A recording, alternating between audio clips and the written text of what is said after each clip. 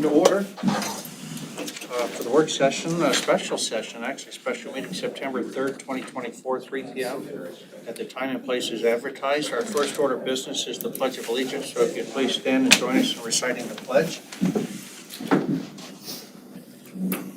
I pledge allegiance to the flag of the United States of America and to the republic for which it stands, one nation, under God, indivisible, with liberty and justice for all. Thank you, and I will try to project my voice. Next order of business is citizen comments. This is an opportunity for citizens to address the council on agenda items or other items they wish to bring to the attention of the council. Citizens are encouraged to discuss operational issues in advance with the mayor. In consideration of others wishing to speak, please limit your comments to 3 minutes. Also, the council pledges to practice and promote civility within the governing body, advocating for civil engagement, respecting others and their viewpoints, and finding solutions for the betterment of the city. So with that, I will open up citizen comments if there are any.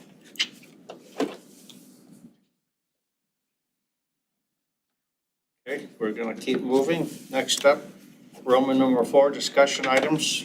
Please note, council, that identifying an item as an action item does not require the city council to vote on that item. Item A, Main Street Corridor Improvements Update. Welch Comer and Associates they are here to provide today an update on the preliminary design and estimate for the project, including the planned public engagement process and its impact on the design. So looks like Director Johnson may have a word for us or two before we get started. Welcome. Good evening, Mayor, City Council. Dustin Johnson, Public Works Director. Just doing a real quick introduction. We spoke last week. We regularly scheduled. We decided to move it to the work session. It seemed more appropriate to speak for an update on a project at a work session. And so here we are. Here today is Phil Boyd from Welch Comer, who's just going to give you an update. We're moving right along on this project. I think staff and some of the steering committee members are starting to get excited about the progress that we're making, and so we want to share it with you, and we'll be rolling this out to the general public next week for our first open house, and I think Phil will go into a little detail on that and some of the progress that we've made thus far. So without wasting any further time, I'm just going to hand it over to Phil right now. Thank you, Director. Thank you, Mr. Mayor, council members, Phil Boyd, Welch Comer Engineers. And as Dustin said, really the objective today is a status report. Mr. Mayor, as we move along, I'm glad to take questions. If a topic comes up and you'd like me to engage with the council, I'm glad to do that. So I will proceed ahead here. Just the agenda today, pretty short. I want to review the project objective, process, and schedule. Dustin and I and Luke, we kind of deal with this all the time, so we know where we're at and what we're doing. You guys get to see us just on occasion, so I wanted to just refresh where we're at in the process.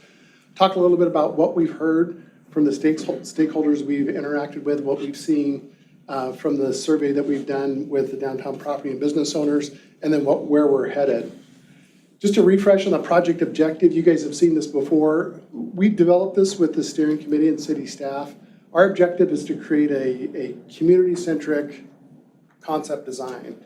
And the reason we are specific with that language is the design cannot be Welch Comer's design. It needs to reflect the values of the community, which is why it's so important we spend time interacting with the stakeholders and the general public.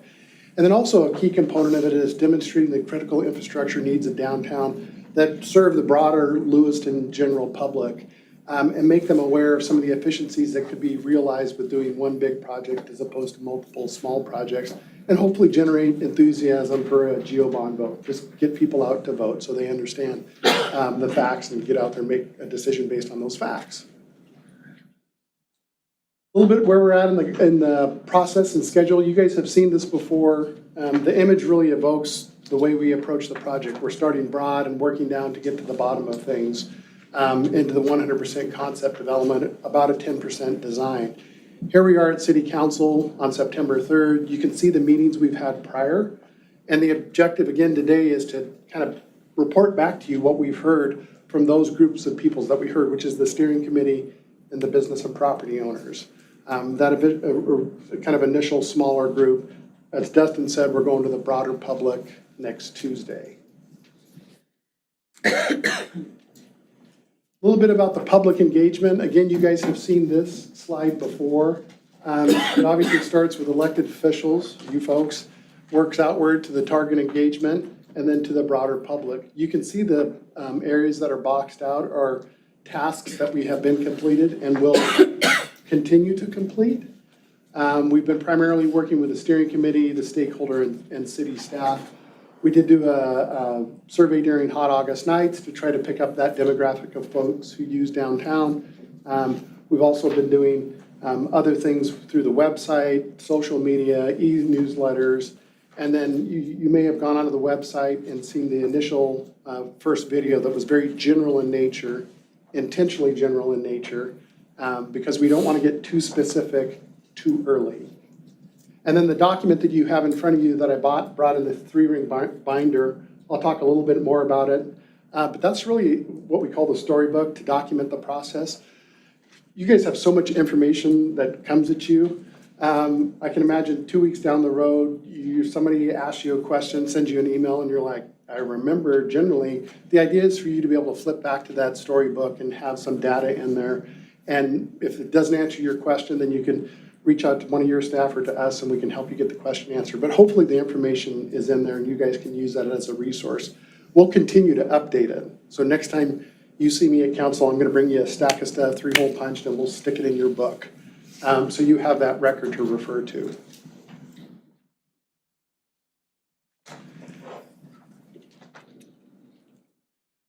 So what we've heard, interestingly, when we did our stakeholder meeting at the library, which was the downtown business and property owners, Dustin opened up the meeting, gave a really nice description of kind of how we got here, and then I got up and did a little more detailed discussion just about the project itself.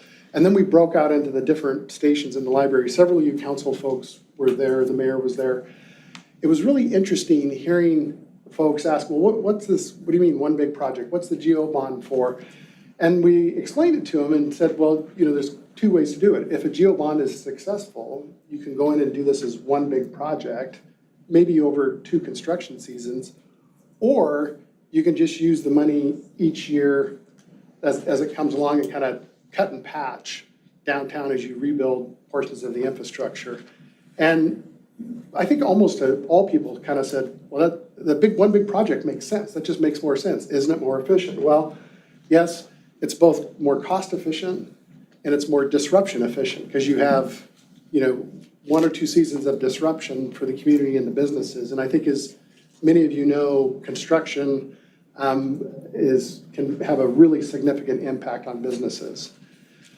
It also gives us the opportunity when you do one big utility project and you're tearing up the whole street, now you have the opportunity to replace that street and sidewalks in a cohesive way instead of a cut and patch way. And so that really resonated with folks. And the fact that there was not a property tax increase associated with that GO bond per the mayor's idea, I think is where it originally came from. So I thought that was really interesting to hear that kind of feedback about the type of project. And then pretty quickly people pivoted and like, oh, that makes sense. And then they started asking questions about some other topic. So I wanted to share that with the mayor and council.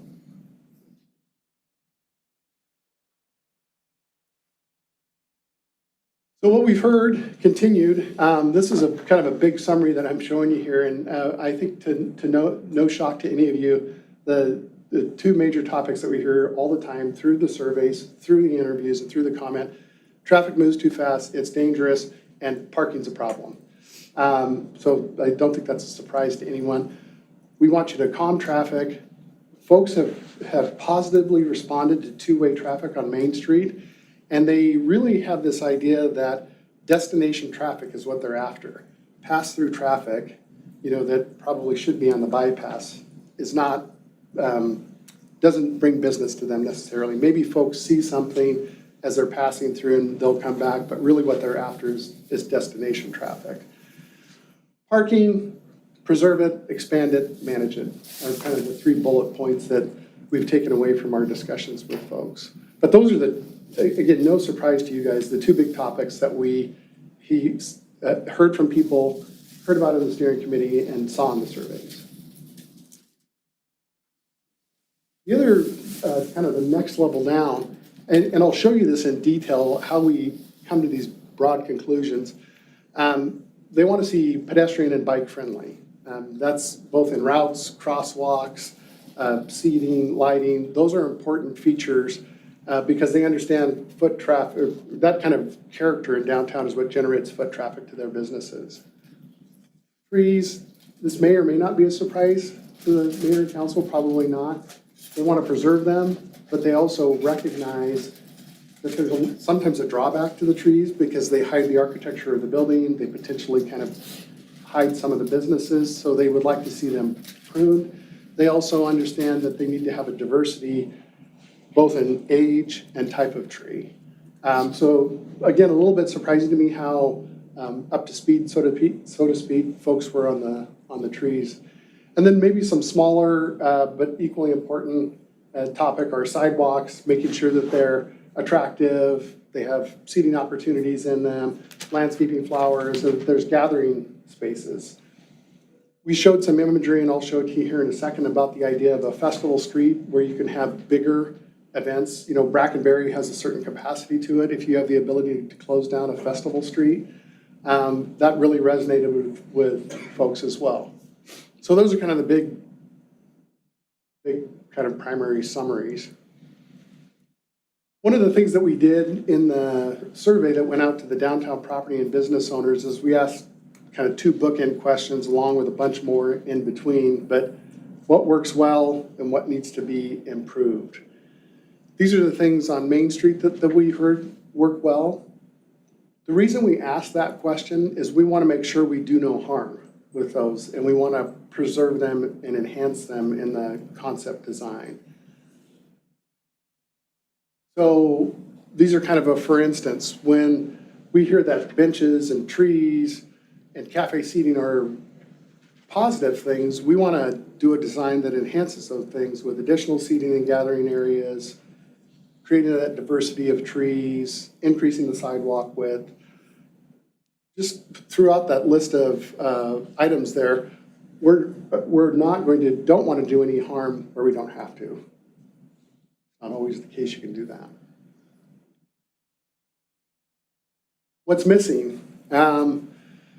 Interestingly, downtown connectivity, and that's kind of a broad term, but it translates into ped, bike, and vehicles. And so that was one of the things that we heard a lot is it's just hard to get around downtown in all those forms of transportation.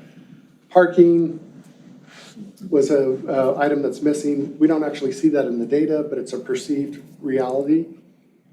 Pedestrian lighting is another big one.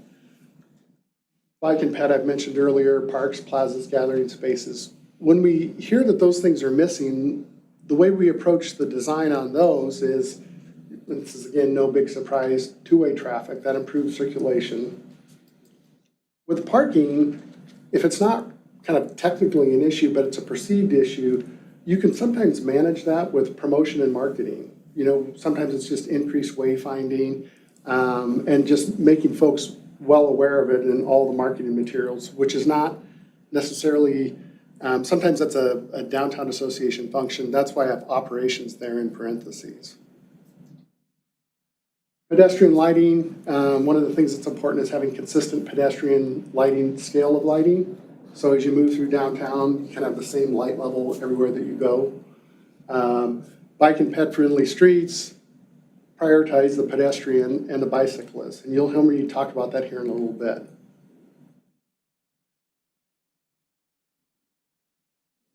This is just a kind of an initial rendering that shows what Main Street might look like. We just recently showed this to the steering committee, and not a gigantic surprise to you folks. Wide sidewalks, parallel parking, two-way traffic, little opportunity here for the planted buffer through there where appropriate, because you still have to get out of your car and not step into a planter. This is what it looks like in plan view. This is just one little excerpt. Right here is New 6th Street. To kind of give you guys a reference. These are very early concepts. So if you're looking for like dimensions and details, we're not there yet because we don't want to presume too much before we kind of get through the broader public interaction. What works well on D Street? This is another question that we asked. The project area on D Street is first to fifth.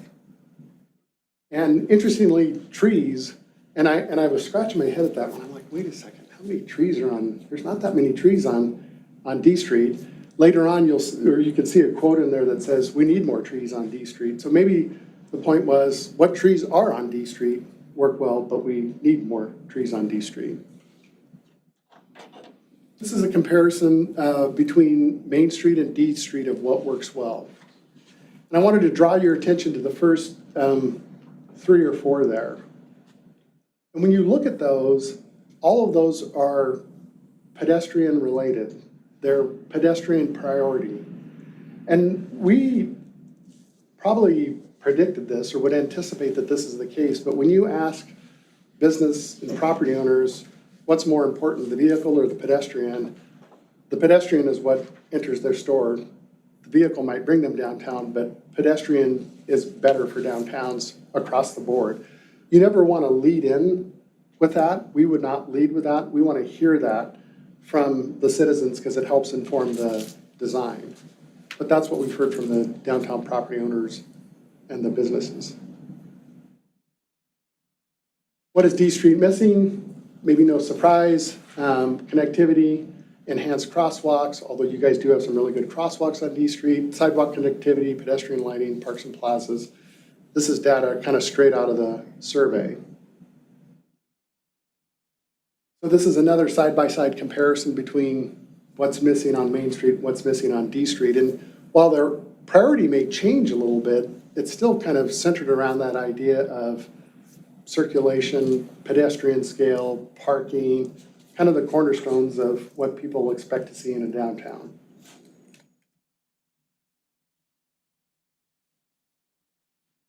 And this was a question we actually ended up adding later in the survey is what do you think D Street should be? Because as council remembers, when we started into the project, there was this kind of given, Main Street's going to be two-way.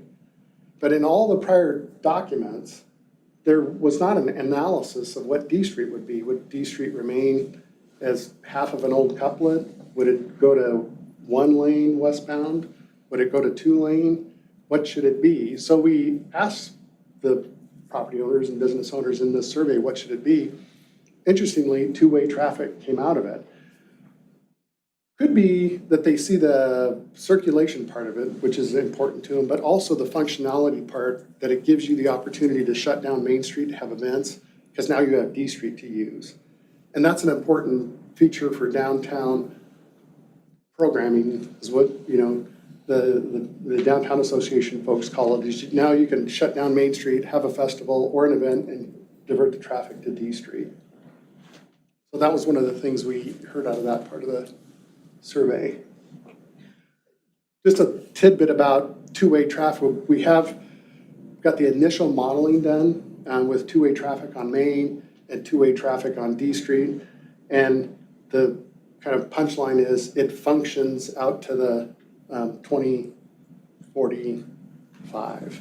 It functions out to the long kind of the design level. So that was one of the things I think we were all curious about. And here's a cross section of D Street. One of the things you'll see in this that is maybe new to some folks is this right here, which is a shared use path. One of the things we heard from the steering committee, from business and property owners, was there's not a good way to get around downtown on a bike except in a shared use on the street in a sharrow. So as we started looking at your bike network, so here's the Levy bike path up here, the shared use path. You guys have the 5th Street path that comes down right to D Street. And then you have the path that comes across the little pedestrian bridge here and comes here to 1st Street. Pretty natural connector if we were able to put a shared use path between 1st and 5th. We started looking at the right-of-way on D Street and could we still preserve parallel parking, fit in reasonably wide sidewalks, and put a shared use path in that you can see right there. We showed a couple of different options to the steering committee. One is with the path on the roadway, another one was with it at the sidewalk level here. And this was ultimately the selection that they thought would be best because it's such a comfortable experience. If you're bringing your 8-year-old down on their bike, you can pretty safely navigate that and feel comfortable about it. If you're on the street, even if it's a protected one, you don't feel quite as comfortable in that section. I don't know if there's any reactions or questions about that.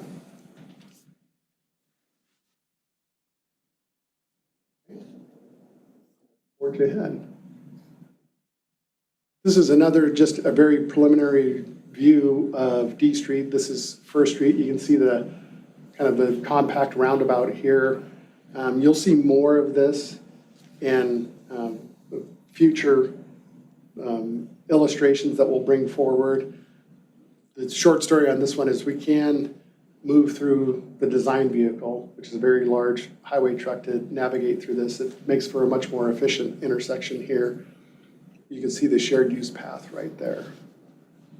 It's just a little snapshot of what it could look like. And then just a couple more slides I wanted to show you. This is the inventory of trees in the study area. You guys have a great GIS system. You should be very pleased with your city staff and how they have created and maintained the GIS system, because it has tons of data that we were able to pull right out. When Luke and I were originally going through the scope of work and I was asking Luke about the trees, he's like, yeah, here, I'll send you the GIS. Well, that just saved us a ton of work because he already had all the data. We still needed to bring in an arborist. So we have a sub-consultant arborist. You guys might have seen them roaming around downtown. And they went through and they looked at every single tree, 115 trees, and assessed the current condition of it, how long is it gonna live, does it need to be pruned, all those details.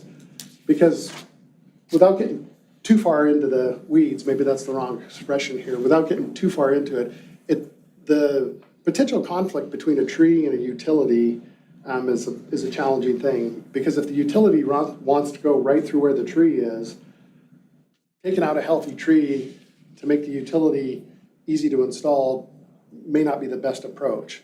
If it's a tree that's near death, probably not a big deal. But when you have to go either around or under or a more sophisticated construction technique, it gets a little bit more expensive. That's why we dove so deep into the trees, because we want to do a really objective analysis with Dustin and Luke as we work through these and say, well, here's this fire service and it's going to T-bone this tree and the tree's in good condition. We need to come up with an alternate route perhaps on it. So that's why we dug so deep into the trees. And then this image is a little harder to see, but we have dug into the vaults. And I know you guys have studied the vaults for quite a while, and it's been probably a pretty challenging topic. What we did here is took your guys' data from a survey that TD&H did a number of years ago, looked at which vaults are being used, which vaults might have a utility service in it, so perhaps a water meter, or which vault is just sitting there and it's being unused. And you can see the red ones are the unused vaults. That doesn't mean there's no intention of using them. It just means at the time the survey was done, they were not used. Our approach to this is thinking through the method that we could cost effectively fill those vaults in, because they do present a challenge in the public right-of-way. You know, it's a private use in the public right-of-way, and that's a challenging thing. But how do you kind of cost effectively fill those vaults in?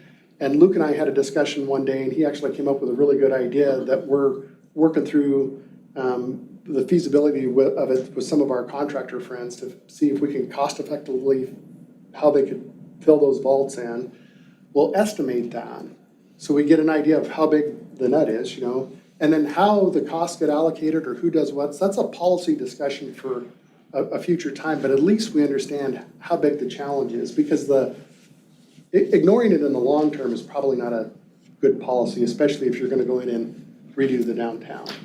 So it's been I know for Dustin and Luke, it's been a priority topic to deal with. And so we're first starting with that cost part, and then we'll move on to some of the policy discussions in the future. which you guys, of course, get to weigh in on. So what's next? Where are we headed? As you know, we're here today, September 3rd. I'm giving you guys this briefing. We're having the open house, the general public open house on September 10th.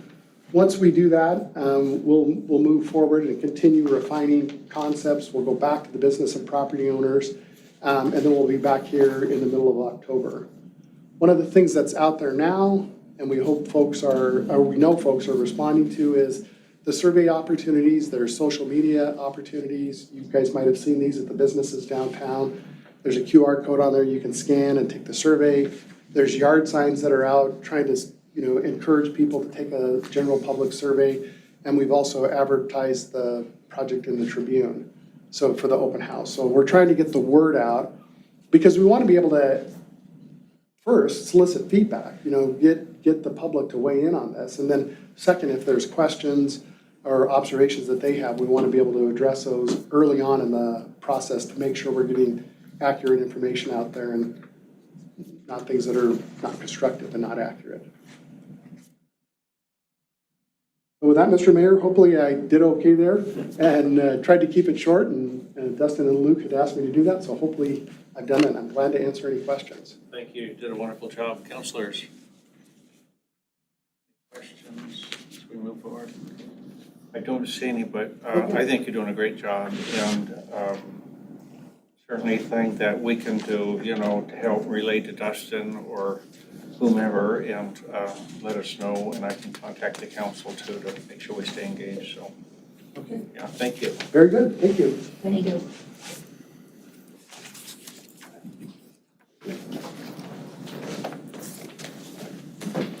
Councilors, next up is item B, United Airlines performance update discussion from the Airport Authority Board regarding the performance of flights operated by United Airlines. This is an action item, and we have the airport director with us here today, Mr. Mike Isaacs. Mike, if you'd please introduce yourself for the record, the floor is yours. Thank you. Thank you, Mayor and Councilors. Mike Isaacs from the airport director. Going to give you a snapshot of where we're at with this MRG that you guys stuck your neck out for. I have some really good news. In the last, we've actually surpassed the employments that we've had since when Alaska was here. In 2018, when we had Alaska Airlines and Delta flying here, we were right around 4,500 to 4,800. We're now 4,900. The 5,000 mark is a great number for monthly and passenger. That's people getting on the plane and flying out. It's not the ones coming in.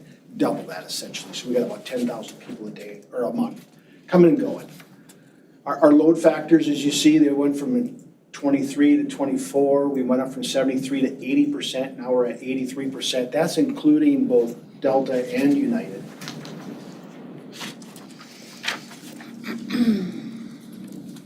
United in particular, we went up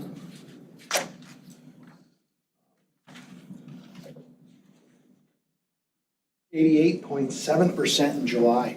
So we're at phenomenal. The planes are full for United right now. It's a rare day when they're not.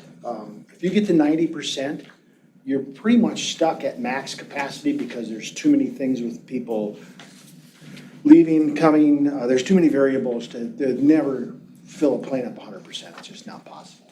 Anything over 80% is wonderful, and we're at 88.7.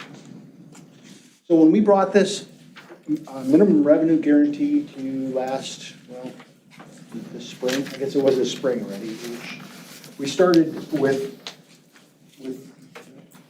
why is this happening? And that's really what we didn't want to go in a perpetual state of minimum revenue guarantees. The airport board was very adamant on finding a way for this to stand on its own. There's no way we want to continue to do this on its own without a subsidy, or it needs to be operating without a subsidy. So we knew that the overnight aircraft was essential. We had that midday flight that was just a fiasco with the heat weather. We were dropping 13 people off a plane, and this time of year, especially when it's 100 degrees. So we needed to add all those together, and that's where we came up with the parameters that we use to come up with the scale that we gave you, that 80% would be about $618,000. That was based on $3.50 a gallon fuel and $352.20 each way was the average published fares. These are numbers that were published by US DOT in the third quarter. So that's the numbers that we use to come up with that scale. However, things have changed. Our airfare is down 45%. We went from 33% above the national average to 13% down below. So it's just incredible how low the prices have gone down. That's from competition.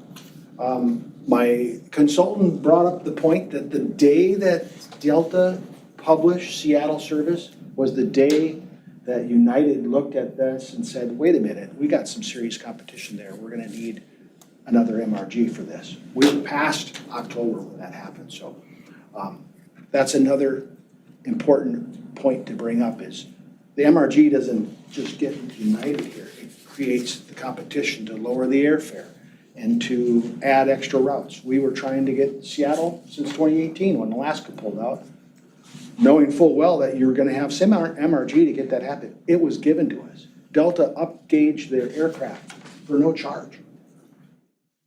That's because of competition. That's really what this is. It all is networked together, if you will. There are nuances. These ticket prices, they dropped 45%. They're split between Lewiston to Denver and then Denver to your next destination. So every quarter the airlines look at that ratio and they figure out what that mix is. It's not just Lewiston specific, it's for all the regional carriers. What the operating costs, what happened in the last year for mainline. Their 737 MAX fleet, those are the ones that are grounded, they had the door fall off. United has the most of those, so they had hundreds of millions of dollars of losses with that. They just signed a 40% increase with their pilots, just this ratified here last month. So they got some serious costs, so they have to balance all those out. We're not privy to how they come up with that ratio, but that's some of the nuances that go in it. As we pointed out before, business fares make up 80% of the profit. So when we look at these airfares down, what happens when you buy a ticket tomorrow? The price is 2 to 3 times higher than if you bought it a month from now. So we're finding people, and specifically cruise ship people, that buy their tickets. They spent $7,000 to $10,000 on their cruise ship. They know they're coming here this day. They buy their tickets 6 months in advance. So when you buy those, there's not a lot of business travelers.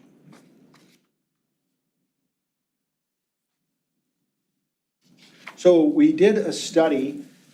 We looked at the top 15 markets. These are the top 15 markets that fly out of Lewiston and into Lewiston. And we compared them with Delta and United. And we looked at prices for 2-day fares and 1 month out fares. And all the ones in the green are United Airlines. United is actually higher priced to the top 15 markets, 27 out of 30. So the MRG didn't just give United a reason to undercut the competition. The whole industry, the charges for our fares have dropped because of the competition. And United's still actually a little bit higher than what Delta is.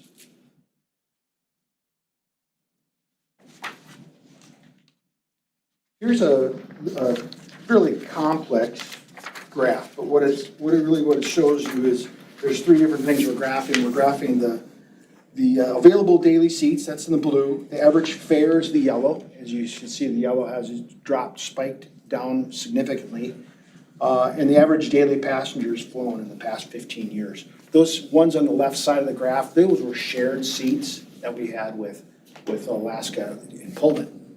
So right now, we have more seats at a lower price than we've ever had before in 15 years.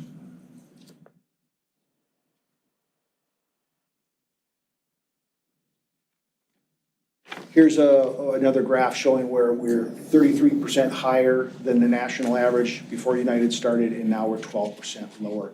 The national average actually dropped 2%.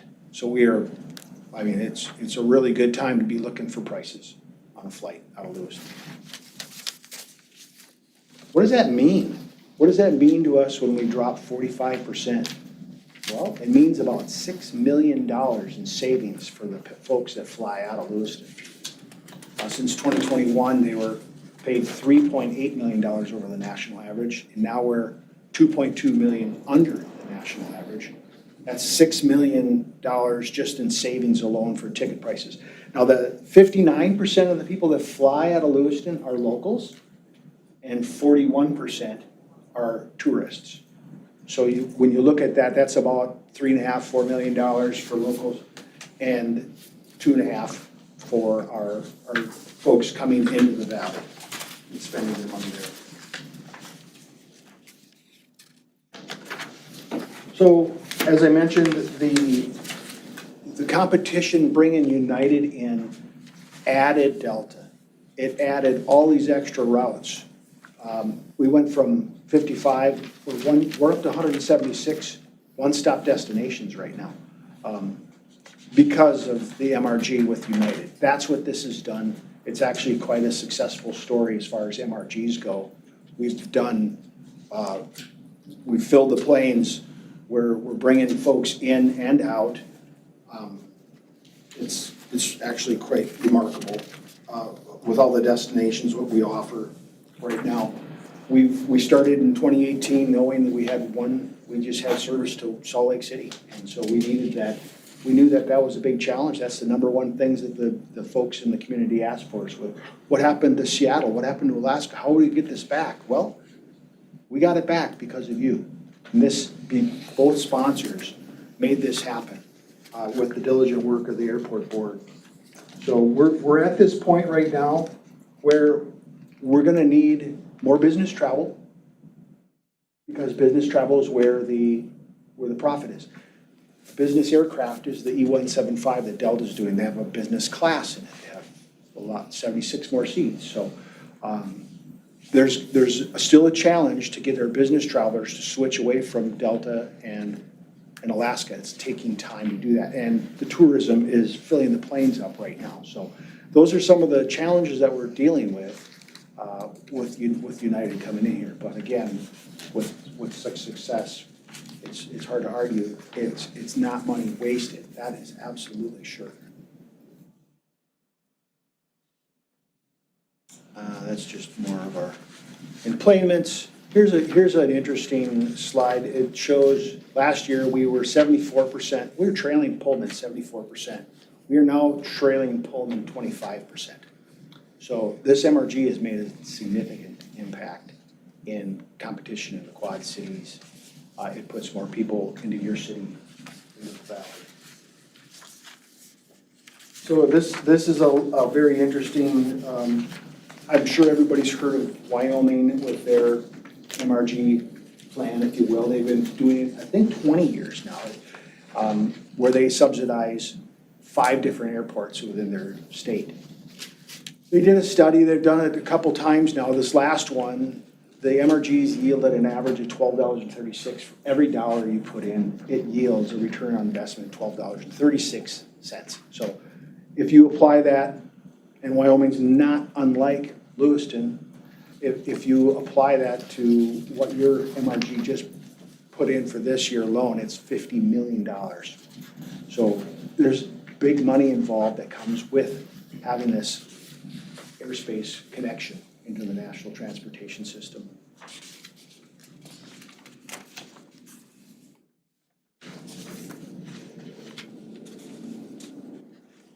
So in a nutshell, summarize, the MRG reduces the cost. It's a $12 million route, so the $4 million covers some of the losses for it. Last year they lost $6 million.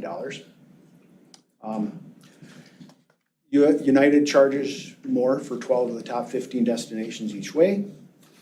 Our airfares are down incredible. If you haven't looked at prices right now, please do.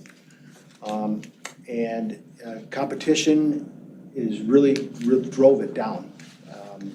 Tourism is winning a lot, and our business travelers need to pick up to help support this, and that's where we'll leave it. that'll answer your questions. Thank you, Mike. Councilors, questions? Councilor Spickelmeyer? Mayor, so I did notice in here, did you say, did United update their plane, or are they still using the same plane with the issues? United's using the CRJ 200 is still the old plane, but they're flying it in the morning now. We got that overnight, so we don't have any heat restrictions. We've had actually none. So they leave at 5:30 in the morning and get back at 10 o'clock at night. But they didn't increase capacity. They did not. No, that was on the table, and then when 737 Maxes hit, they pulled all those back region-wide, and they had to start backfilling those big planes with these little regional planes to help foot the bill, so that wasn't even an option for us.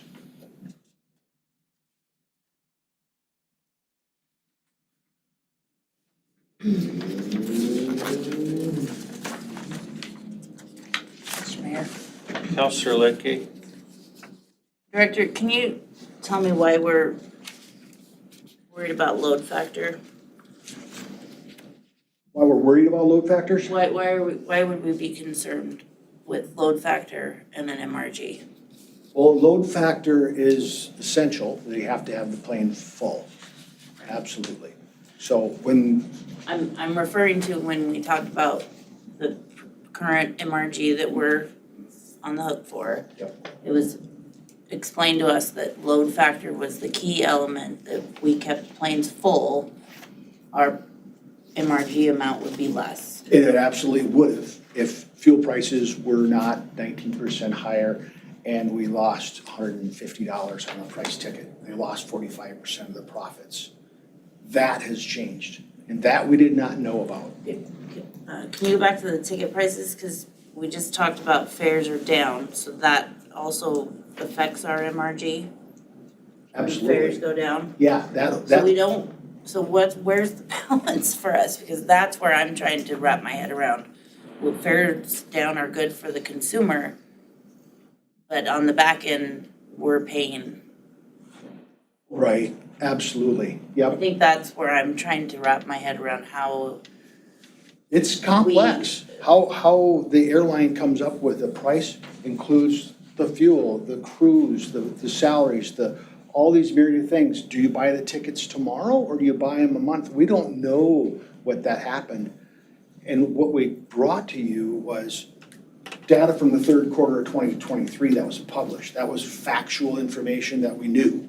It's like, well, this is what we know. If things stay the same, that's what would happen. If we had 80%, we would have had 600,000, 618, I think is what it would have been under. However, those prices have, like I mentioned, the fuel went up and the prices of tickets went way down. and then to your Wyoming story, they also receive state funds. That is from the state, absolutely. We did meet, Mayor Johnson and Chairman Gary Peters and I met with the governor last year, or was it about maybe 18 months ago, to present that option for them. We're not the only one. These MRGs are Pocatello, they're even in Pullman, when you talk about the Boise service.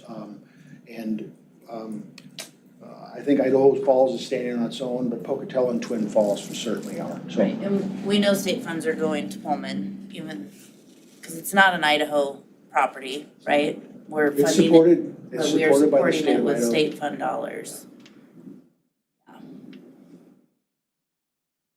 Is there any state representatives in the room? Because maybe they could help you out. Absolutely. You know, we need, I think the model that Pullman uses with 2 cities, 2 states, 2 counties, and 2 colleges. Now, we only have 1 college, but we have the opportunity, we're on the river here also with Asotin County and Clarkston. And the political support would mean a lot. I mean, that's how they ended up with $200 million of money to make improvements in the last 5 years. So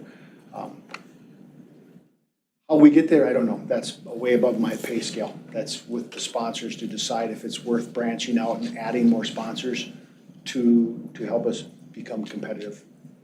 But I see this, the tourism really winning. How do we subsidize this? If tourism's gonna take this and run with it, and we wanna build our downtown and fill it with folks to come off the ship and do what the vision is, how does that work? How is it fair for the city of Lewiston to maybe do a bed tax or some kind of tax like that, and when half of it goes across the river? Mr. Mayor, Counselor Ledke. just another comment, and really this, I mean, and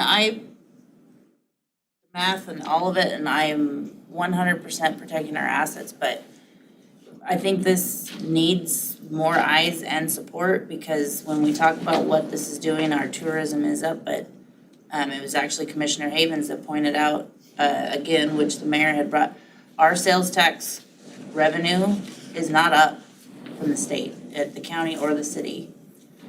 So we're not seeing that these investments are coming back to us through those state dollars that we talk about. So I do think this is a conversation that needs to expand beyond the current co-owners, is how do we keep this going? Because this is an Idaho airport that needs to be supported. But at this point, you know, we passed our budget. I mean, we're gonna confirm it, and I don't see how we're going to be able to find money to continue this relationship with United. Maybe the county has a different story, but I have a very strong feeling that their budget is tighter than ours right now. So I guess my question to you is, what does it look like? Are the conversations happening? Because we can't do a backtrack again. I can't sign up for something that I find out that we're 3 months into something already. So I don't even know what I've signed up for until the last week is when we found out. And so I need reassurance that what are we doing?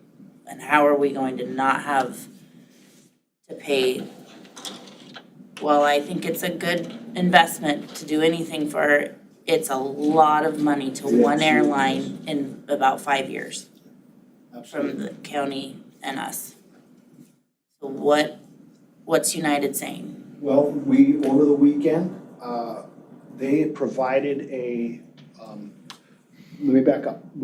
2 years ago, we looked at what would it take to get the big plane here, and what would it take to keep it operating as is. It was $4 million, it was $7 million for the bigger aircraft. I don't know what the smaller aircraft is, but they said that they've lowered the price of the larger aircraft if we were to upgauge to $4 million. So that's the only information I have at this point. I had a phone call on the way over here that I did not take. So this is coming out. We're at the end of the contract. We're in September.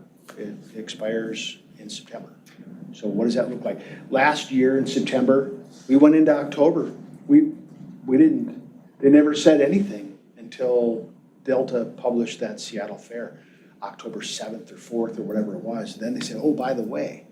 So there was no chance to give you an advance warning at that time. Counselor Ledke. When we discussed this early in the spring, or seemed like there was snow on the ground when we had this conversation at the airport, there was discussion again. We know that business class is where we make money.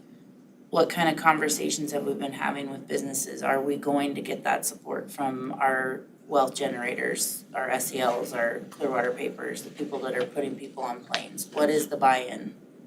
It's tough. We went door to door and met with all the prominent businesses in the community. We had presentations. We had the ability to sign them up for status match, I guess is the term I'm thinking of, where if you had 1 million miles of Alaska, that you have that status match, you sign right up. So we have that ability. We had some ins with them to get them to jump over to United. It's tough. It's absolutely tough to get them to change. They have a lot of these bigger corporates have agreements, like SEL. We went up and talked to SEL. They already have agreements with all of them. And they fly, they were actually quite excited about Delta because Denver has a lot of West Coast connection, or Asia connections where they're doing a lot of big projects apparently. So, but I think with the locals, the Clearwater Paper and the hospitals and all those, they need to improve business travel, absolutely. It's essential. Councilor Spickelmeyer? Thank you, Mayor. So, Director, just to clarify a comment you made, did you say that if we wanted a larger plane, that the guarantee would have to be larger? Is that what you said? Initially, yeah. 2 years ago when we started down this road, what does the two look like? Do we have an existing plane? Do we have the larger plane? It was $4 million and $7 million. Now they came back and said, well, we know that the larger plane is now $4 million. I don't know what keeping status quo. Are we good? Are they gonna fly on their own on the existing plane? Or I don't know that answer yet. I sure hope so. But Councilor? doesn't it seem kind of odd that if your plane's full and you can't break even, then there's not much effort being made by United Airlines to make the deal work? Exactly my initial thought as well. But we've looked at the data and it's competition driven. Delta is squeezing on United 100%. That's why the fares are coming down. They're putting pressure on them. They don't want them here. They want to go back to 52 markets out of Seattle and start charging 35% over the national average again. That's their end goal. Absolutely. That's what competition is doing. It's driving those prices extremely down, but they are not, I guarantee they're not, you can pull the numbers yourself, they're not undercutting Delta with the MRG just to stay afloat.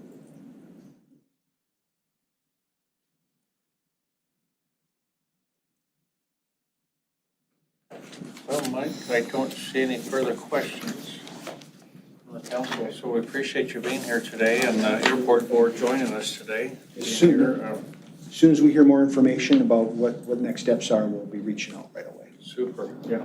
We look forward to it. And then, of course, we have a council representative, Councilor Klein.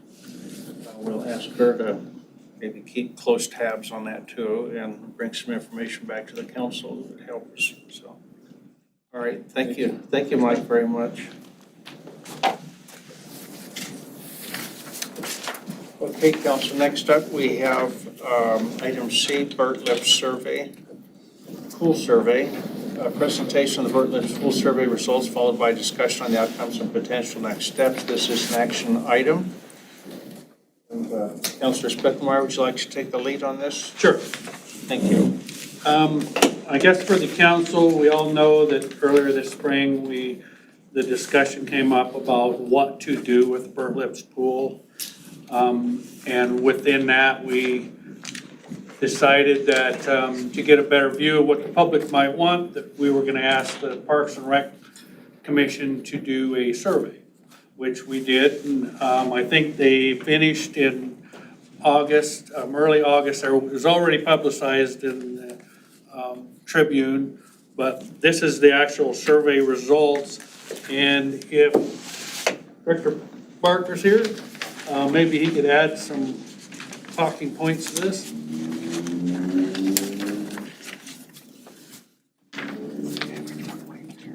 Mayor, Council, Tim Barker, Parks and Rec Director. You're doing such a great job. Should just keep going. Yeah, so just to kind of fill in the blanks a little bit, the commission, Parks and Rec Commission took their annual park tour. We usually pick a few sites in June, kind of at the end of the season, look at areas where we had projects and other things that went on. And so Burt Lips Pool obviously is a big item of discussion within the community, and so that was a spot that we went to. During that conversation, we reflected on the last meeting council had, as Councilor Spickelmeyer noted, and so decided at that point to go out to the public with a community survey. It was available for about a month-long period, asked 3 questions. At that point, we were under the understanding that with Land and Water Conservation Fund, you must replace it with a like facility. So that's how we phrased the the survey, we did get some comments from people saying, why aren't you giving me a no option? Well, as I've tried to explain over the last 13 years that I've been the director, that there's really no option with Land and Water Conservation Fund. It's in perpetuity once you accept that grant. So since the survey went out, we received a great response, over 2,300 responses, which was awesome. Again, tried to keep it very simple, learned from our community park previous year where it was very detailed, and what we were finding is that we were getting people that saw how overwhelming the survey was and just wanted to leave comments on the social media post. And so we received a lower amount of responses. So I think that's one thing that we can attribute the 2,300 responses to, is that we said, do you want a pool? Do you want a pool and a splash pad, or do you just want a splash pad? And so and we did leave open point for comments, which we received about 66 printed pages in Word document of comments. So there's a lot of various comments, which were great, anything from reasons why they felt that a pool was necessary in the Normal Hill area. As we know and what we do, Normal Hill is definitely a different clientele than the Orchards. Orchards pool is more of a commuter pool, where Burt Lips is a pedestrian and walks in from the community from that neighborhood, and also serves the Boys and Girls Club Challenger program that's nearby, and will serve those that are in that the expanded facility that they just opened. So just kind of so what we did after that survey ended, we ended it at midnight the night before Parks and Rec open meeting on August 7th. There was probably 15, 20 community members that were there that wanted to speak and were in support of something going back into that site. And so what the commission ended up doing was essentially voting based on what the results of the survey were, in favor to support the city moving forward and looking at some sort of splash pad pool combination. Is what the respondents, about 2/3 responded with that. Since then, I've reached back out to notify Idaho Department of Parks and Rec, is who manages Land and Water Conservation Fund grants in the state, and talked with the state grant coordinator, who's provided me some further information. In a perfect world, you replace like for like, but there is an option if the council wanted to look at other opportunities at that site, we could. It's just a longer process to go through. So we're not necessarily locked into an aquatic feature as we had originally thought. So there are options. The area is still designated land and water, so something has to be done with it.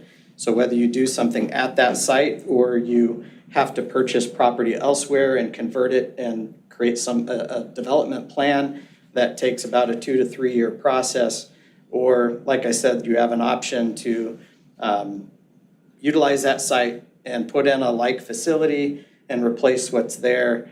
And it's a lot faster process if we were to go for an aquatic feature at that site. So essentially that's what we've learned since the last time we met.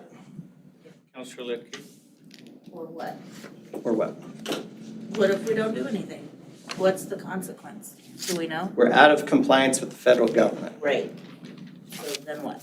We're out of compliance with the federal government. I mean, the only one thing I've been able to find is that we can't apply for another Land and Water Conservation Fund grant.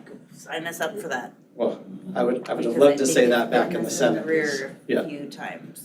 Yeah. I'm just trying to figure, Yeah, so I understand so the public's yeah. point of saying, Previously, that I've we have looked, not given them Yeah. this was what will happen if we don't do it. So- I don't think we have an answer. so previously I've looked into the options. Can you pay it back? What could you do? And I've been told it's in perpetuity. It has to be developed for outdoor recreation use in perpetuity. That's really the answer I get.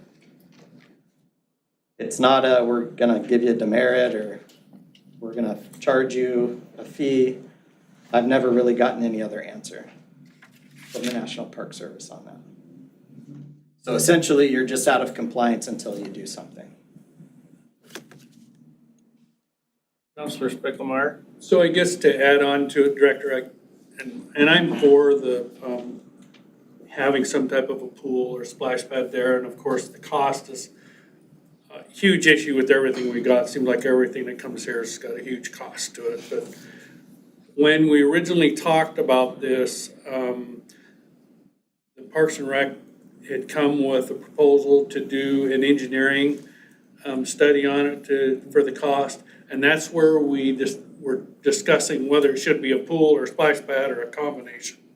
And then we steered off of it. So if we move forward, would that be our next step, is to bring back that proposal? Yeah, essentially, thank you for the question. Essentially, what their proposal was to give us a couple of ideas. They would show us what the return would be, what revenue could be generated, what the expenses would be. So they would basically, let's say, compare a pool to a splash pad, or a couple different types of facilities, and then let us look at what the best value is to the community as a whole, is what they would do. But yeah, that would essentially, I think, would be the next step, is to bring a consultant in to help us get that planning piece. Because as we've spoke, we don't know if we're talking, $500,000 for a splash pad or $3.5 million for a combination. Until we get someone that comes in and does that regularly, we don't know for sure what our costs are that we're looking at. Counselor Lidke? Okay, so I understand, we are not in that location currently of Burt Lips, is not a low to moderate income area, although this is where I get really confused, because if Orchards is a commuter, people are driving there and doing that, but we're getting kids that walk and the Boys and Girls Club. Are we sure that's accurate information? Because I truly feel like we are providing a service to low to moderate where we could qualify for some grants, some other things, because again, we got here however we got here, and if we need to fix it, but again, what are we doing to try to make sure that we're getting all and every support? I mean, when we talk about the Boys and Girls Club uses that, have they come forward and said they'd be willing to partner and fundraise? They haven't, they're expanding to Pullman, so obviously they're doing well. Like, what are we doing to make sure that we're not, again, having to stand in front of the taxpayers and say we need to taxes or use reserves to make this right? Sure. Yeah, and I guess I would feel more comfortable having direction instead of going and asking someone and creating a facility if that's not the direction we want to go. If we want to say that we want to go for a pool, I don't have a problem doing that. But yeah, that's where that pool is located. It's in an odd area when we're looking at like the community development block grant boundaries and the low income boundaries. We may service a high amount of low income families, but where the facility is located is, let's say, a block or two outside of that boundary. Can we qualify for grants? I'm sure there's grants that we can do, and we're not just gonna try to go straight to the taxpayer to pay this bill. We're gonna look and see what partners we can come up with. So you need direction from us specific before you explore funding options, is that what I'm hearing? So you need us to tell you, we're building this before you can go. I think it's a lot easier to find partners if you know what you're asking them for, as opposed to a fictitious idea. Well, we're in it, we're stuck, we're out of compliance, so we have to do something, right? So I guess that's where I'm trying to figure out, like, when can those because I feel like we're cart and horse here, because if I don't know the cost, if I don't know what the ideas are, I can't give you direction either. And yeah, Except that's to where make it maybe work. going back to the consultant, the piece that was originally presented is the next step that we can get those pieces in place. Counselor Schroeder? Thank you. So we're in non-compliance currently. How long can we stay in non-compliance to figure all this out? Do we have to do it before we're really ready to do it? or the public's really ready to do it, we maybe don't have the money for it. So So a good question. A good example I have is the city of Idaho Falls recently has started going through a conversion process on one of their LWCF sites that they've been out of compliance for about 23 years. okay. So similar to our shipping containers. Yeah. Sorry, bad joke. That joke. So we can take time. We are not committed to a timeline to work on this, correct? I don't know I don't know if I can really answer that besides they want to see something happening.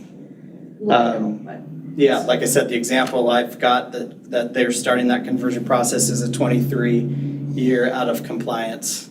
Annually, someone from state parks, typically our regional representative, will come down and they will look at all of our LWCF sites, do an analysis, and during that process in their report, they will note that Burt Lips Pool is out of compliance.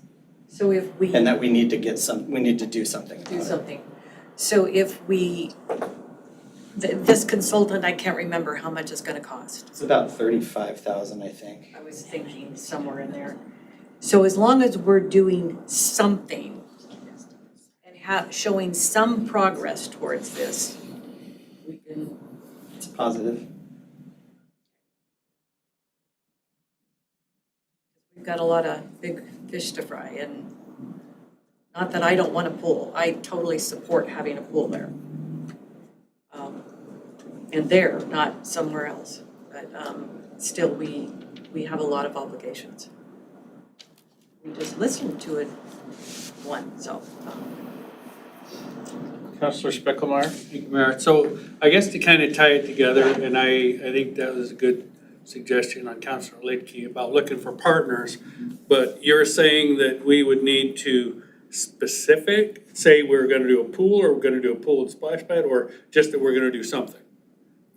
Well, I think as long as we can give them an idea, and it would be nice to have a visual, I can come up with visuals. We came up with visuals for the survey, and people really latched into those visuals and wanted to make modifications, when really it's just an example. But yeah, I think I would feel better if I had direction from council that said that, yes, we'll support an aquatic facility at that site. It's a lot easier for me to speak to a potential donor if I'm reaching out, and then as opposed to me coming back and saying, well, no, we're deciding to just do a playground and a couple other things. So would you need the results from that survey or the engineering? That would give us a dollar figure, that would give us some direction as far as, can we realistically put together 500,000, or can we realistically put together 2 million? That would be helpful, because I'm gonna want to go to a potential donor and give them some sort of dollar figure that I would want them to support, or a percentage.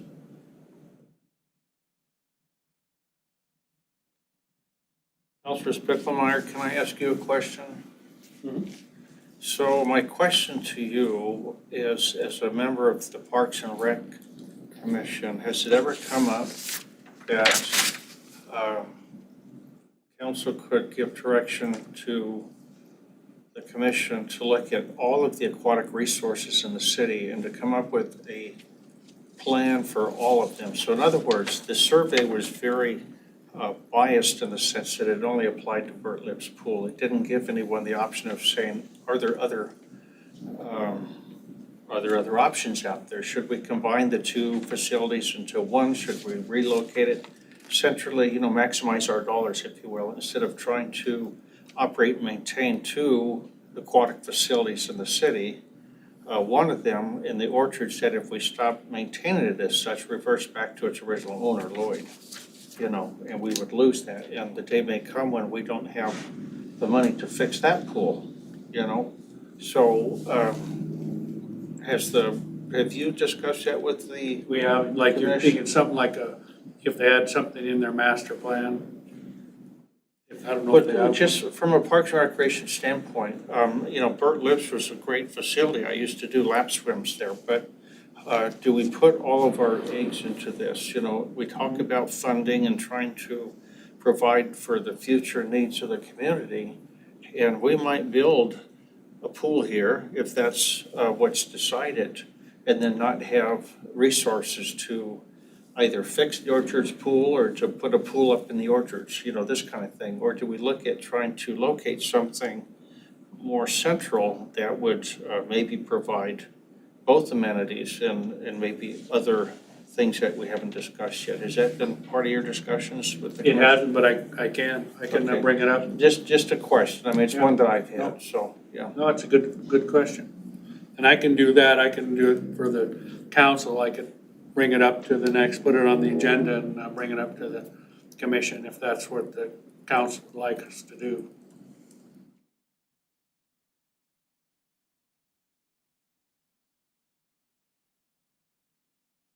Councilors, further questions? Councilor Schroeder? Since the Orchards Pool is starting to have issues, you're not gonna like this question, but were we not supporting these infrastructures with maintenance? So, Orchards Pool, we made some improvements using COVID funds because we fought and explained that because we're on two rivers, the need during that time for access to water, for safety, for training, we were able to invest about $100,000 worth of COVID funds towards Orchards Pool, which we felt gave us about another 10 years. Burt Lipp's pool is a mid-1940s, Orchards Pool is a late 60s. Pool both have needs of their own. You know, we've been routinely doing work at Orchards Pool that could use a pool liner that could help extend the life of that pool. Same thing with Burt Lipp's pool. Obviously, there was things underground in the infrastructure piece that we were unaware that we were having such a bad issue for. We were doing routine maintenance is what we were doing to Burt Lipp's pool. And then once some of that gave way, that's when we realized how significant of a failure there was in the infrastructure. So routine didn't dive into. Routine didn't dive into that because we were unaware of deeper issues that were being created. So going forward, would you continue the same practice just to do routine? We would probably look at a different way to be able, whether we'd run TV cameras through or something to be able to ensure that our lines are safe. You can bring companies in. I think what we've done all along is rely on our abilities and skills of our internal staff to save money. Not that we were doing that knowing there was an issue at all, but trying to be as efficient as we could with the funds that we had. So maybe ticket prices have to be a little bit higher to have that kind of maintenance. Okay, thank you. Councilor Specklemaier? So I guess if there aren't any other questions, I will take on that, to take it to the commission to, the discussion about the city's overall aquatic plans and recommendations from the commission.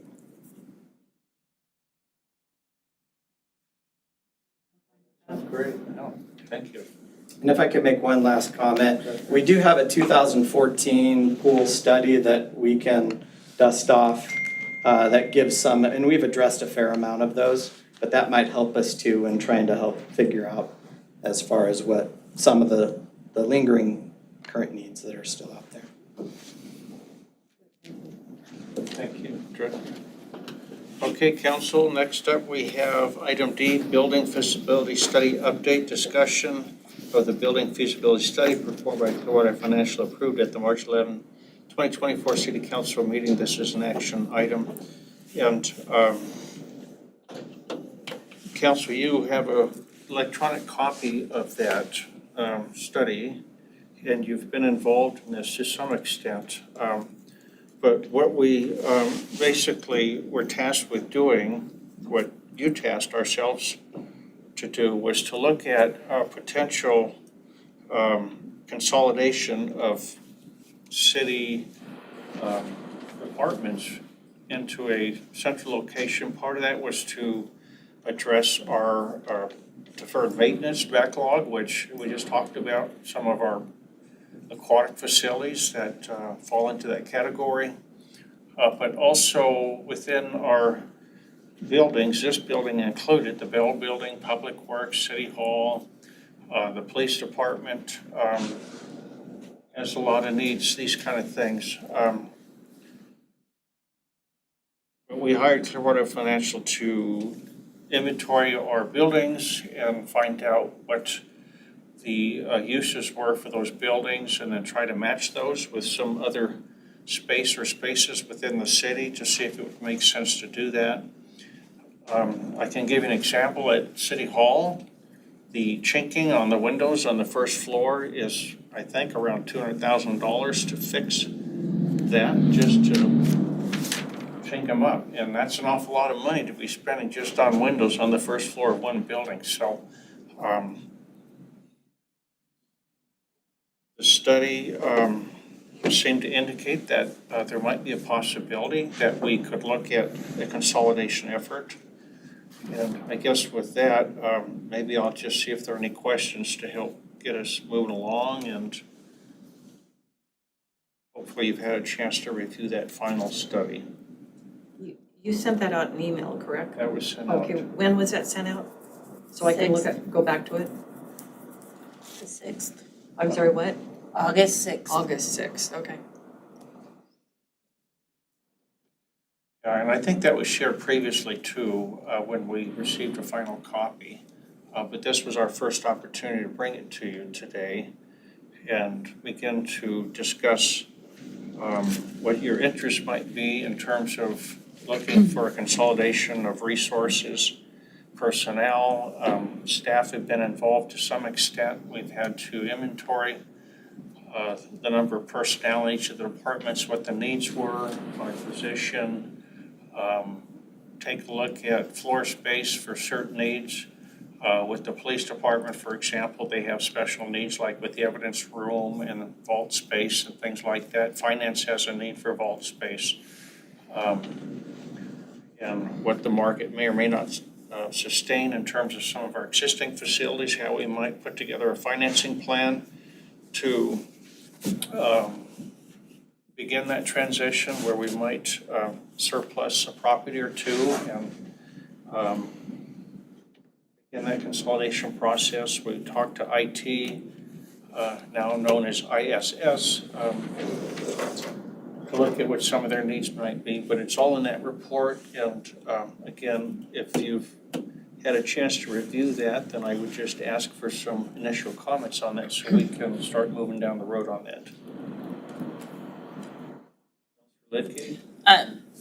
You know, just page 4 in the recommendations, I think, paints a pretty good picture. So if people haven't read the entire report, but I mean, first thing that catches my eye, especially since we've been talking about some high ticket items, is the estimated sales revenue from currently owned properties could potentially exceed $9 million in revenue and then also generating, I'm assuming this is annually, 57,000 plus in tax revenue. So not only do we get to refill some of our coffers that can then be invested in the consolidation, but also just a long-term plan of where we end up as a city, but then adding tax revenue and back into our base as far as who, spread it out a little more. It's not a huge number, but over time, that adds up. And so I would really like to see us make steps towards this, because while I think historic buildings are great, to Councilor Schroeder's, are we just doing general maintenance? Well, with old things, you can't not dig deep. And I think that if we really did, we'd find that these buildings have a lot more issues than we've even discussed. City Hall, for one, want to talk about not being in compliance. Tell me where that's ADA friendly. for if somebody had to use the restroom, just in those things, I think this is a plan to get us moving in the right direction. And I think we have a piece of property that sits empty, and I think that we'd be doing Regents a favor possibly as well, and if we were to lease, is that the understanding, if I remember correctly, would be to lease from them? Or whoever the property is, whatever. But I think it's a good step to continue moving in that direction. So maybe what I'll do is just put a staff member or two on the spot. And since Director Johnson is sitting the closest, why don't I start with him? And Chief Cusick, as the Sergeant at Arms, please do not let anybody leave this room. Yeah, thank you.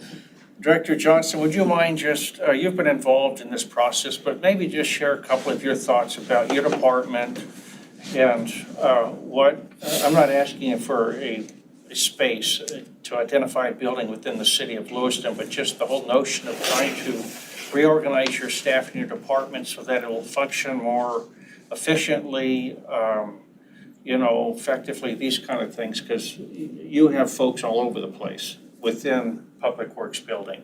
Yeah, Dustin Johnson, Public Works Director. So I will not include, obviously, we're not going to consolidate our wastewater plants and our water plants together. That's just not how we do business. But to talk generally, in this building is kind of reserved for planning and zoning. Next door to us is the engineering building. The engineering building is converted from the old fire station, city hall, or jail. So most of our offices in that building next door are converted jail cells.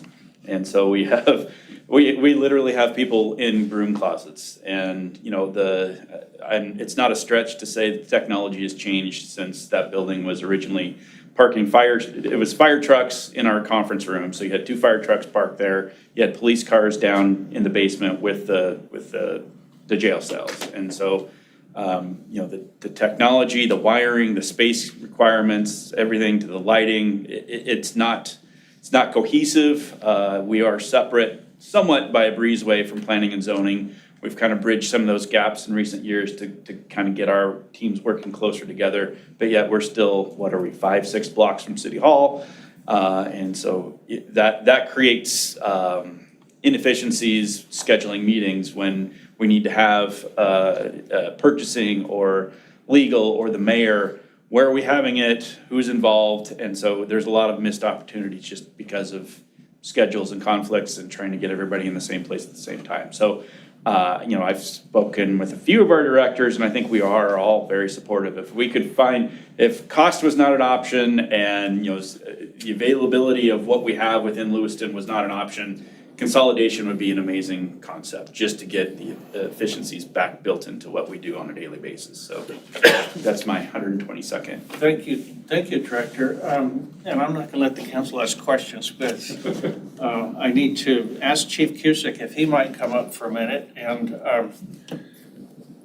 Chief, you have growing needs over at the department. We've already talked about those through the budget, and they've been reported locally. But maybe just kind of give the council a quick update on maybe what your needs might be for facilities. We talked about staffing in the budget. We're talking about officers next year coming up, but you're going to have some. You need room to grow, I think, in some areas, and what those needs might be. Correct, yeah, the police department right now, I say is. Just introduce yourself for the record. Jason Cusick, Chief of Police. The department is, I say, space-wise tapped out. It was never originally purpose-built. It's already 50 years old, and it was kind of 2 buildings kind of put together. But every office, even when I hired the crime analyst, I had to put them in, and we had to literally almost start co-oping the SRO office space so he could work. But every desk is filled, every office is filled. The locker room for the female officers is woefully undersized even for today. If we even hire one more additional female officer, they're already out of space. I've already considered blocking off some of the break room and putting up walls if we needed to. But yeah, the space is fully utilized, and especially if council supports a growth model, I've got nowhere to put these officers. Even parking lots, I'm pretty much full with parking spaces for additional vehicles. But even some of my concern is actually the age of the building as well and the infrastructure within the building, especially down in the IT server room. That is a big concern. That needs to be moved to a lot more secure location. That would be helpful. But especially if we start having that growth, yeah, I need to start getting the command team in one area. I need to be able to start putting the officers and have expanded locker room space, sergeant space, offices, detectives, so they have interview rooms. Yeah, there's just many needs that we're just kind of making it work today, but that's best we can do is say we're making it work today. Chief, could you just talk about your dispatch center very briefly? Yeah, the dispatch, again, the spaces works and we have room for 4, but again, it's not overly efficient, and there's even some ADA things we're gonna need to start talking about, as far as break rooms, restrooms, lactation rooms, things like that. But dispatch could definitely use a little more room to kind of spread out and kind of work a little better. And again, if we add a few more dispatchers, then again, we're kind of tapped out with space. So, Councilor Spickmeyer? For the police department, would it be, is it consideration the admin, the jail, and the training center? Is that the thought there? Not Would the move. jail, not the jail. Not the but jail would stay there? They, Yeah, the jail's run through by the sheriff's office, so we don't have any responsibility for the jail. But yeah, the plan ideally, if like a consolidation model was approved, all of us, the building would be vacated. Evidence, the entire PD side, the admin side, the support side, and communications would all ideally move. the training center would be needed or possibly? It kind of depends on how the layout of the building is. We use that for training. If there was a large enough conference room where we could accommodate, I'd say the same number as the training center, 30 or more, then yeah, I wouldn't say, but that's also, the only thing we have to give some thought to is that's actually kind of our long-term and overflow evidence vault too. So that's where we may have to give some consideration if we had to hold on to that building just for those purposes, so. But I think we could, yes, very much work through a process where we probably would no longer need that training facility, because it's also the backup dispatch center, but we're actually working to a model where the county will open up one station for us up there, and that's only for emergencies. If we just have a catastrophic failure and our dispatch goes down, we can send dispatchers up there to dispatch out of the county's office. So again, that we wouldn't necessarily need that space either. So yeah, I think there's definitely a path forward to where we wouldn't necessarily have to have that building any longer. Thank you, Chief. Thank you. Thank you. Director Groh, could you come up and maybe just visit briefly about the services community development provides and how consolidation may or may not help you achieve your mission and strategic plan goals for the city? Sure. So community development touches pretty much every department. Certainly, we would be able to work a lot closer with mayor's office, finance, the attorney's office, every office that is at City Hall a lot more efficiently.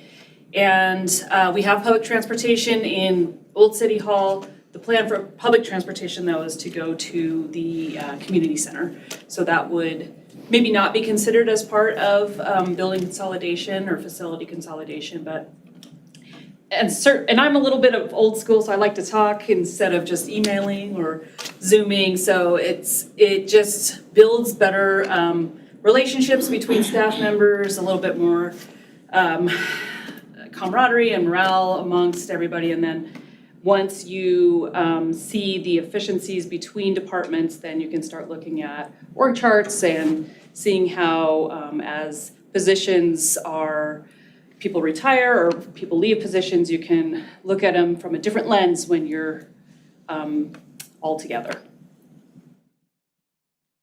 Super, thank you, Director. And I'm going to see, Amy, do you have anything to add? You don't have to, but.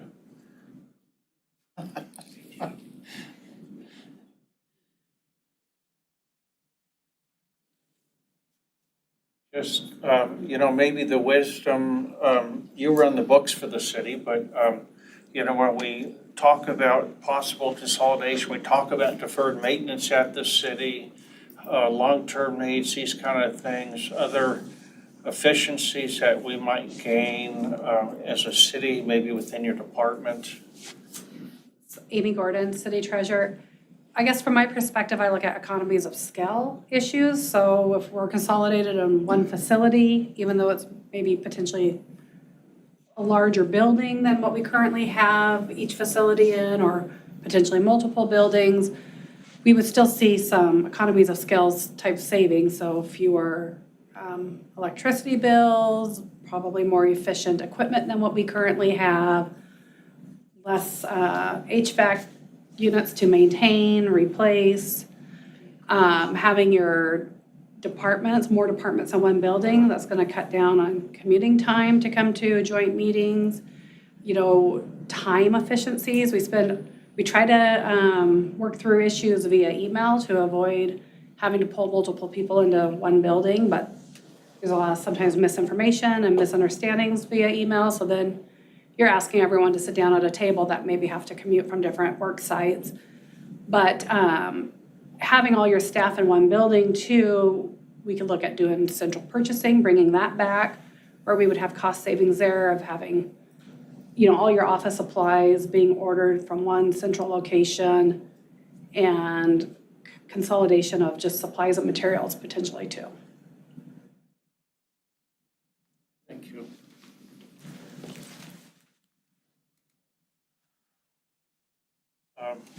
Counselor, I think that kind of gives you a flavor of what that report was about. If you haven't had a chance to review it, I would encourage you to take a look at that. But I would say that in the very near future, we should probably provide some direction for staff and for the city. We should provide directions for ourselves. If this is something we want to take a little bit deeper dive into it, I'm sure that the public's going to have some questions. They're going to want to know, you know, what we're talking about, and whether this makes sense. But again, this was kind of born out of our growing deferred maintenance need that we have at the city. And so we start asking questions and we start looking for opportunities to address those maintenance needs and see if we have other solutions out there, and, you know, maybe create some new opportunities. Who knows what might be possible. So, Councilor Schroeder? Thank you. This is not, I took a picture of this of all the buildings, A, B, C, D, and was gonna drive by and find out where it is. And I never did. And I had read the whole, it's a whole study. But, so this is not in downtown Lewiston at all. It's up on, not Normal Hill, 17th but. and 21st. Yeah, so how does that, we really wanted the courthouse to be downtown, and now we're thinking of not being downtown. How does that equate? And I know I totally agree. This needs to be, I'm in support of consolidating and getting together and getting out of older buildings, and you have to get out of downtown in order to do that. So what are the thoughts of? So Councilor, good question. I've received some calls, some questions from downtown business owners and others about if the city of Lewiston were to consolidate and consolidate out of downtown, what that might mean for downtown. So they would have concerns about the number of people that are employees that are working downtown. You know, probably a safe answer is that it would be replaced by other types of businesses eventually. And so that foot traffic would probably come back and maybe provide other businesses that are going to maybe spend a little more money, or certainly they're going to pay more taxes than what the city of Lewiston pays to itself. There's always the options of maintaining a presence, say at something like City Hall, or maybe, you know, the mayor keeps an office there, you know, where the public can go to Government Row and visit the county, get a driver's license, get a license plate, go to the health department, go to the state department. Stop at City Hall for something, that's always a possibility. There would be a large education component to it, but I think that happens today because frequently members of the public come to City Hall and they want to get a building permit, for example.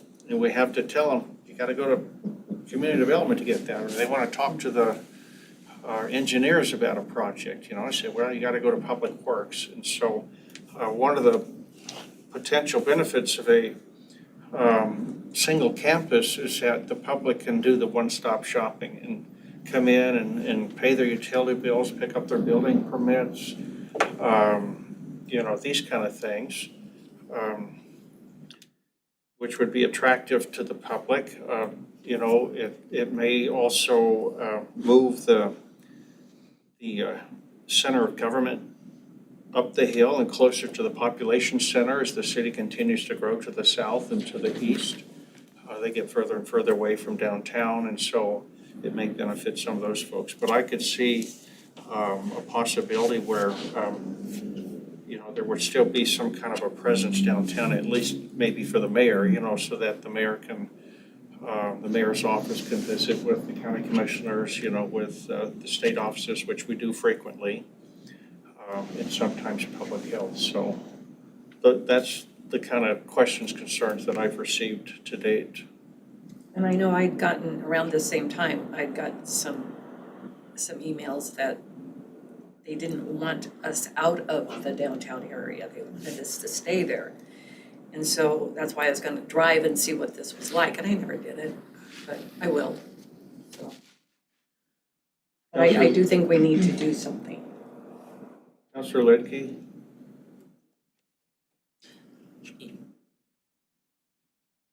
I guess I see the county courthouse having a different weight to downtown businesses because of the amount of traffic that comes in because of court, but also licensing and all those things. So the weight of them leaving, I think, was much heavier than us really trying to take that step forward, because during the day, our staff, as to Director Grove's comment of being efficient, really shouldn't be patronizing local businesses downtown. And if they are patronizing them after the fact, I believe that once you find a place in Lewiston, you stick with it. I don't know that they're gonna lose business from the city staff moving in the daytime. We're still gonna keep those relationships open. We still hopefully will have a beautiful downtown Lewiston organization that continues to work with us and build that. But I think you can have the best of both worlds. But at this point, I think we have to have the very hard conversation of, do we continue to live in a world where we are very hell-bent on preserving historic buildings and those kind of things, but when we have those conversations and people stand up in front of us, we tend to not be able to say that we've done our due diligence in keeping them the way they need to be for the safety of the people that are residing in them and working in them, versus looking at the taxpayers and saying, we're making decisions to lighten your load on carrying us forward into the future. Right now, to consolidate downtown, let's just throw one out there. There's space available at the Twin City Foods property, and you could build a whole new city center there. I don't think that's the answer, but that would be where I would say downtown, you would have any ability to do that. Probably the only piece. And so I think, we've got you get 5 or 6 emails, I understand that. I get those same ones. I try to converse with each person and say, if you can look at it this way, this is what I'm trying to do in long term. I appreciate the engagement that we're getting, but I think sometimes we get those emails from people that have either been involved previously and want to continue in a certain direction. But when we really have those conversations and are honest with the people and say, look, we're really trying to do this in this way. And if a business purchases something like City Hall,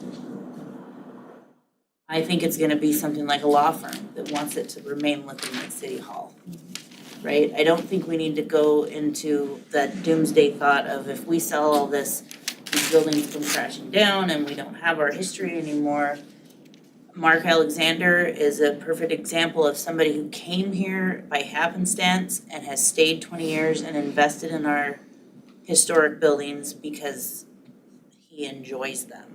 So I feel like we have to be able to say, what is the smart choice for moving forward so that we're not continually kicking the can down the road? And I mean, I don't mean to pick on the pool of like, why don't we have an answer for the people of what happens? Well, you heard it, 23 years in noncompliance, and I bet they haven't paid any money to the federal government.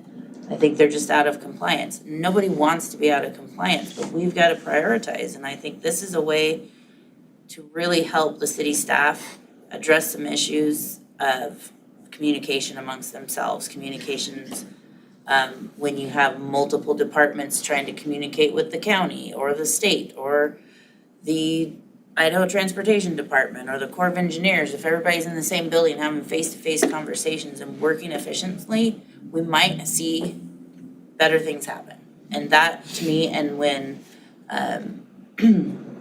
Director Spooner stood up here the last time we had this discussion and said that consolidation would be hugely beneficial to the security of the city, to me, that sold me.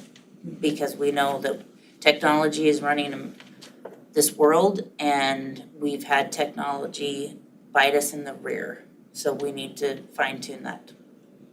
I think most directors would agree that if we had the ability to work more efficiently, they could stand in front of us and say, this project's done, we're ready to move on to the next, instead of saying, well, we have a hiccup. Because I'm sure that's frustrating. And I just think this is if we give them that direction, it gives them the ability to be creative in how they move forward and get to those efficiencies that I think we all are desperately looking for. So I would love to see this on a future agenda very soon so that we can approve moving forward.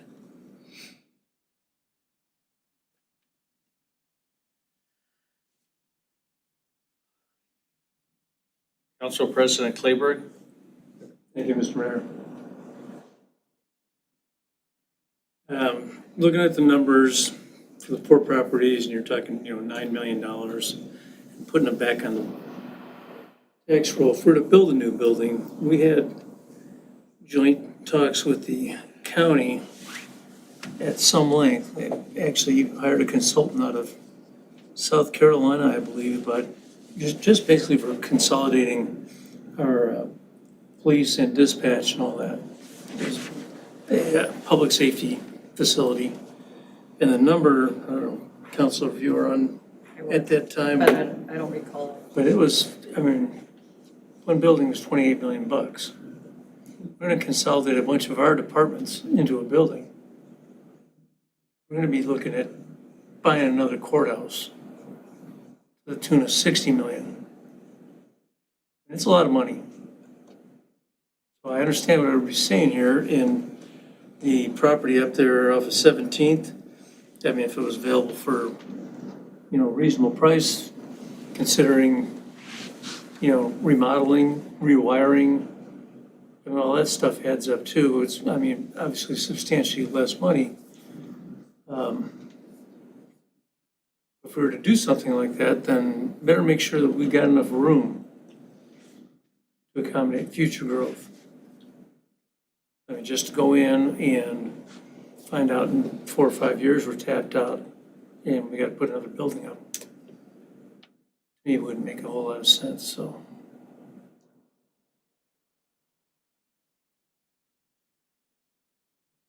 Council President, that's a good caution, and I think the preliminary study shows that we have enough room to cover our current needs and a little bit of room to grow.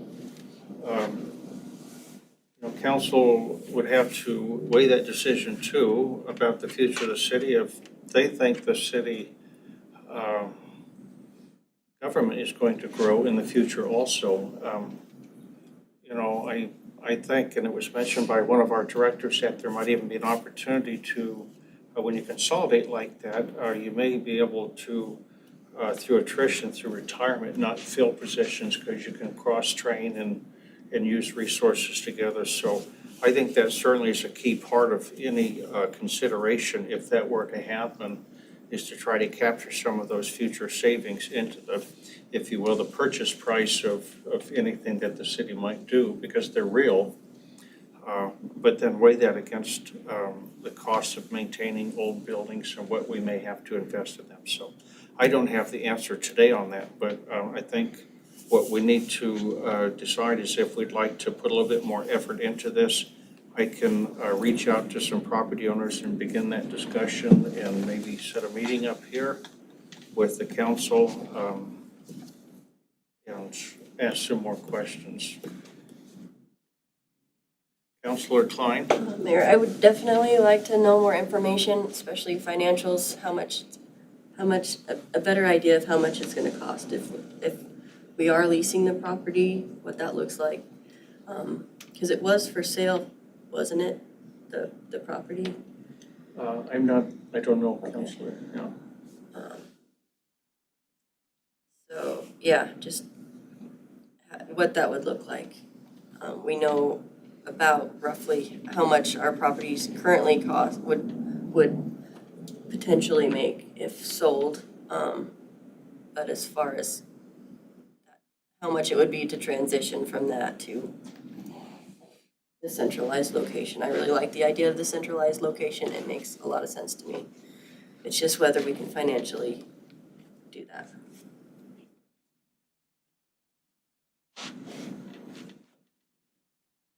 Councilor, if you're okay with that direction, I'll just continue on and I'll put something together and bring it back to council as soon as I can, and we can start putting a little bit more flesh on this and maybe get some better numbers and see if we have any others that are interested in going down this road with us.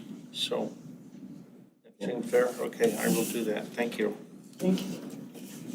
Councilors, next up, Roman numeral 5, unfinished new business. City councilor comments. Comments shall not be related to an item currently before the city council or an item that may come before the city in the foreseeable future and shall be limited to comments, not discussion. Any council comments today? Next, item B, city boards and commissions, liaison updates. Anything on that to share today? Today? Next week, we got a bunch of meetings. Okay, a bunch of meetings come up. Mayor comments.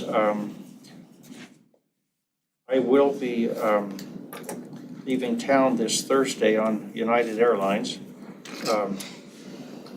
So Council President Kleberg is going to be your point of contact over the next week if something comes up. And Director Grow, Shannon Grow, will be the lead admin if you have questions, just so you know. Item D, agenda topics. Anything? No? Okay, we'll move to Roman numeral 6, adjournment. I move that we adjourn. Second.